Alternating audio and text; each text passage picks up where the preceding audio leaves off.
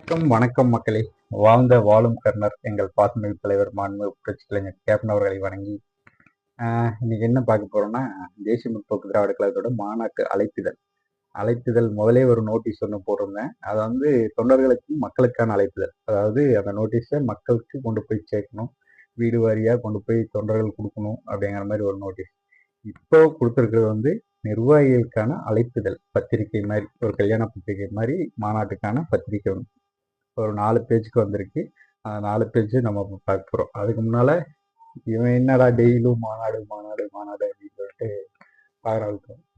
இது என்ன காரணம்னா, தேசிய முற்போக்கு திராவிட கழகத்துக்கு ஊடக வெளிச்சம் ரொம்ப கம்மியாக இருக்கு. ஒரு ஊடக சப்போர்ட் இல்லாமல் இவ்வளோ தூரம் முன்னேறி வந்துட்டு இருக்காங்க. அப்படி இருக்கும்போது எங்களுக்கான செய்தி, எங்களுக்கான தகவலை நாங்கள் கொண்டு போய் சேர்த்த வேண்டியது எங்கள் கடமை. ஒரு ஊடகம் கூட ஒரு சப்போர்ட் இல்லாமல் நீங்கள் முன்னெடுத்து கொண்டு போக வேண்டாம். மட்டம் தட்டாமையாவது இருக்கலாம். நேற்றெல்லாம் எல்லா நியூஸ் சேனல்லையும் பரபரப்பாக போயிட்டு இருக்கு. பாஜக கூட்டணியில், அதிமுக கூட்டணியில் இடம்பெறும் கட்சிகள்ன்ட்டு ஒரு லிஸ்டே போட்டிருக்காங்க. ஓபிஎஸ், டிடிவி, தேமுதிக, பாமக அப்படின்னு சொல்லிட்டு. அதில் ஓபிஎஸ்க்கு இவ்வளோ இடங்கள், தேமுதிகக்கு இவ்வளோ இடங்கள், டிடிவி தினகரனுக்கு இவ்வளோ இடங்கள் அப்படின்னு சொல்லிட்டு ஒரு லிஸ்டே போட்டிருக்காங்க. அது பரபரப்பாக போயிட்டு இருக்கும்போது ஒரு 4 தாத்தாவங்களை கூப்பிட்டு வச்சு எல்லா சேனல்லையும், ஒவ்வொரு நியூஸ் சேனல்லையும் கிட்டத்தட்ட ஒரு 5-6 சேனல் இருக்குன்னா அந்த 5-6 சேனல்லையும் 4 பேர் உட்காந்து டிபேட் பண்ணுறாங்க. அதில் ஒருத்தர் சொல்கிறாரு, தேமுதிகக்கு 6 சீட்டா, பிரேமலதா ஒத்துக்குவாங்களா, 7 இருந்தாலும் கூட பரவாயில்ல அப்படிங்கிறது. ஒருத்தர் சொல்கிறாரு, அவங்களுக்கு 6 அதிகம்ப்பா, போன வாட்டி 5 கொடுத்தே ஜெயிக்கலையே, 5 கொடுத்து நாங்கள் ஜெயிக்கல, 35 ஜெயிச்சு அமோக வெற்றி அடைஞ்சிட்டா. இது அந்த நெறியாளர் கேட்கவே இல்லை. தமிழ்நாட்டில் போன நாடாளுமன்ற தேர்தலில் திமுகக்கு டஃப் கொடுத்த ஒரே கட்சி தேமுதிக, விருதுநகர் தொகுதி. அப்படி இருந்தும் பல இடங்கள்ல அதிமுக 4வது இடத்துக்குலாம் போயிருக்கு. அப்படி இருந்து இவங்க எப்படி சொல்றது, இந்த கட்சியை மட்டம் தட்டணும், ஓரம் கட்டணுங்கிற ஒரே நோக்கத்தோட செயல்பட்டு இருக்காங்க. பாமகக்கு 25, 24, 23 தொகுதினா தேமுதிகக்கு 6 தொகுதி. சரி, அப்படிதான் கொடுக்கட்டுமே, அப்படித்தான் இருக்கட்டுமே, அது தலைமை பார்க்கணும். நமக்கு எதுக்கு அரசியல், நம்ம அரசியல் பேசாது. இப்போ அரசியல் வேணும் நமக்கு. ஒரு ஆஸ்பத்திரி கதை பார்ப்போம். ஆஸ்பத்திரி கதை என்னன்னா, ஒரு ஊர்ல ஒரு 2 ஆஸ்பத்திரி இருக்கு. அந்த 2 ஆஸ்பத்திரியில 2 பெரிய டீன், அதாவது எல்லா தொழில் நுட்பங்களும் தெரிந்த மாபெரும் மருத்துவர்கள் அப்படின்னு வச்சுக்கலாம், இருந்தாங்க. அவங்க எல்லா தொழில்நுட்பமும் கற்று சேர்ந்திருக்காங்க. அவங்க திடீர்னு வயது முதிர்வின் காரணமாக காலமாகிறார்.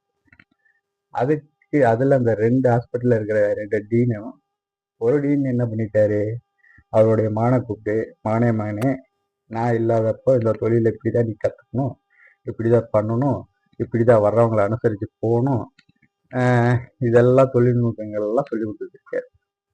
இன்னொரு டீன் என்ன பண்ணிட்டாங்க, நானே ராஜா, நானே ராணி, நானே மந்திரி, எல்லாமே நான் தான், எனக்கு அப்புறம் யார் வரக்கூடாது அப்படின்னு சொல்லிட்டு ஒரு தொழில்நுட்பம் சொல்லி கொடுக்காம போயிட்டாங்க.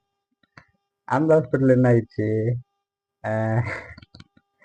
அந்த டீனுக்கு அடுத்தபடியாக இருக்கிற கம்பவுண்டர் சொல்லக்கூடாது, எனக்கு அவங்கள பிடிக்கும், அதனால ஒரு மாணவர்கள்னு வச்சுக்கலாமே, மருத்துவக் கல்லூரி மாணவர்கள், அவங்க என்ன பண்றாங்க, அடுத்த டீன் நான் தான், இந்த ஆஸ்பத்திரி என்னோட தான் அப்படின்னு சொல்லிட்டு முட்டி மோதி கடைசியா ஒருத்தர் வந்து, என்கிட்டதான் அதிக மாத்திரை இருக்கு, அதனால நான் தான் டாக்டர் அப்படிங்கிற மாதிரி டாக்டர் ஆயிட்டார். அவர் ஆனதுல இருந்து இப்போ வரைக்கும் ஒரு 12 ஆப்ரேஷன் பண்ணியிருப்பார். 12 ஆப்ரேஷனும் டோட்டல் ஃபெயிலியர்.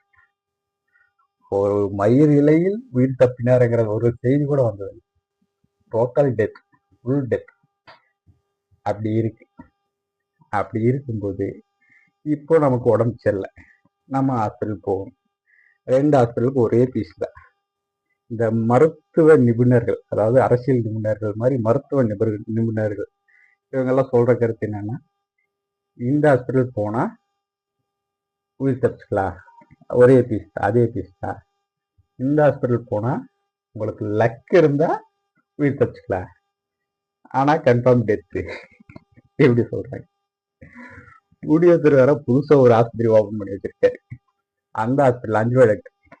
அந்த 5 ரூபாய் டாக்டர் வேற எங்கள் அண்ணன் பாசம் மீது எங்கள் அண்ணன் அப்படின்னு சொல்லிட்டு அவர் ஒரு சைடு பரபரப்பா இயங்கிட்டு இருக்காரு. அந்த ஹாஸ்பிட்டல்ல உயிர் தப்பறதுக்கு அதிக வாய்ப்பு இருக்கு அப்படின்னு சொல்றாங்க. இதுல நாம எந்த ஹாஸ்பிட்டல்ல தேர்வு எடுப்போம்?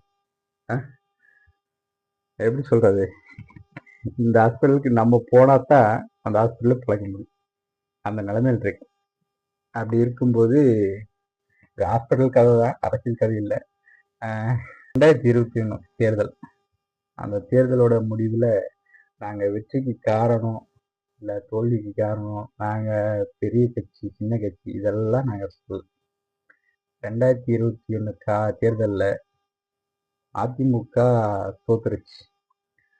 தோத்ததுக்கு அடுத்தபடியா அதிமுக தலைவர்கள் நிறைய பேர், நாங்க யாரும் சொல்ல, அதிமுக தலைவர்கள் நிறைய பேர் சொன்ன ஒரு கருத்து என்னன்னா, தேமுதிகவை வெளியிட்டது தப்பு. அவங்க நிறைய இடங்கள்ல கிட்டத்தட்ட 1%, 2%, 3% ஓட்டுகளில் தான் தோத்துருக்காங்க. தேசிய முற்போக்கு திராவிட கழகம் கூட இருந்துச்சுன்னா கண்டிப்பா 3வது முறையும் அதிமுக ஆட்சிக்கு வந்திருக்கும். இது நாங்க யாரும் சொல்ல, அதிமுக தலைவர்கள் சொன்ன கருத்து. அப்படி இருக்கும்போது இந்த 6 சீட்டு 5 சீட்டு இது ஊடகங்கள் உட்காந்துட்டு வாய்க்கு வந்தது எல்லாம் வளரிட்டு இருக்காங்க. இதனால் தேமுதிக தொண்டர்கள் யாரும் சோர்வடைய வேண்டாம். நமது கழக பொதுச் செயலாளர் கேப்டனுடைய ஆசியோடு வரும் ஜனவரி 9ஆம் தேதி அறிவிப்பார். அதுவரை காத்திருங்கள். நமக்கு எதுக்கு அரசியல், நமக்கு அரசியல் வேண்டாம். கட்சியுடைய அழைப்புதல் பத்திரிகை ரொம்ப நீட்டா அழகா இருக்கு, ஒரு 4 பேஜுக்கு அது வருது பாருங்க. நன்றி வணக்கம். நான் என்றும் அன்புடன் தொண்டன் கேப்டன். இது பத்திரிகையோட முன்னாள் பகுதி. இங்கே தேசிய முற்போக்கு திராவிட கழகம் நடத்தும் மக்கள் உரிமை மீட்பு மாநாட்டோட பேரோட ஹெட்லைன். இது அடுத்த பகுதி. தேசிய முற்போக்கு திராவிட கழகத்தின் நிறுவன தலைவர் பத்மபூஷன் கேப்டன் அவர்களின் அருளாசியோடு புரட்சி அந்நியார் திருமதி பிரேமலதா விஜயகாந்த் அவர்களின் தலைமையில், அதாவது தலைமை பேரில் தலைமை கழகத்தில் இருக்கிற நிர்வாகிகள் பேரும் நிகழ்ச்சி நிரலும். இது உயர்மட்ட குழு உறுப்பினர்கள் பேரும், அணி நிர்வாகிகள் கேப்டன் மன்றம், மாணவர் அணி, இளைஞர் அணி, இந்த மாதிரி அணி நிர்வாகிகளுடைய பேர். இது தமிழகம் முழுவதும் உள்ள மாவட்ட செயலாளர்கள் பேரும், கடலூர் ஒருங்கிணைந்த கடலூர் மாவட்டத்தின் ஒன்றிய நிர்வாகிகள் பெயர், ஒன்றிய செயலாளர்கள் பெயர் இந்த ஸ்டேஜ் ஃபுல்லாக. நன்றி மக்களே. பத்திரிகை பிடிச்சிருந்தாலும் இல்லை ஹாஸ்பிட்டல் கதை பிடிச்சிருந்தாலும் கமெண்ட்டில் சொல்லவும். நன்றி வணக்கம். நான் என்றும் கேட்கும் வழியில் தொண்டன்.